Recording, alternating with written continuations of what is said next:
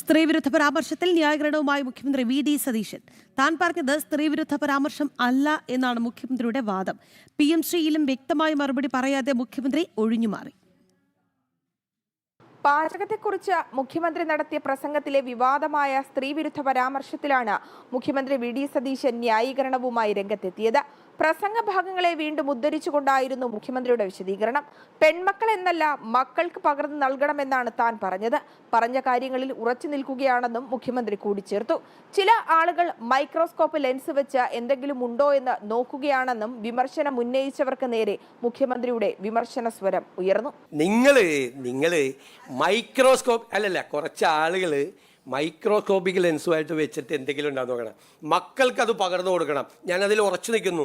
14ാമത് പമ്പ സാഹിത്യോത്സവത്തിന്റെ ഭാഗമായി ചെങ്ങന്നൂരിൽ നടന്ന പരിപാടിയിൽ ഉദ്ഘാടനം ചെയ്ത് സംസാരിക്കുമ്പോഴായിരുന്നു മുഖ്യമന്ത്രി ഇത്തരത്തിലുള്ള പരാമർശം നടത്തിയത്.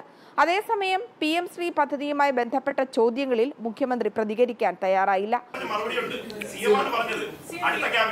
വരട്ടെ, വരുമ്പോ പരിശോധിക്കും.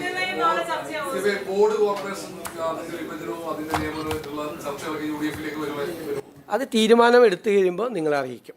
ന്യായീകരണങ്ങൾ നടത്തി ചോദ്യങ്ങളിൽ നിന്ന് ഒഴിഞ്ഞുമാറുന്ന സമീപനമാണ് മുഖ്യമന്ത്രി സ്വീകരിച്ചത്. കഴിഞ്ഞ ക്യാബിനറ്റിൽ PM ശ്രീയുമായി ബന്ധപ്പെട്ട കാര്യത്തിൽ അന്തിമ തീരുമാനം ഉണ്ടാകുമെന്ന് മുഖ്യമന്ത്രി പ്രതികരിച്ചിരുന്നു. അതിന്റെ അടിസ്ഥാനത്തിലാണ് ഈ ചോദ്യങ്ങൾ വീണ്ടും ഉയർന്നത്.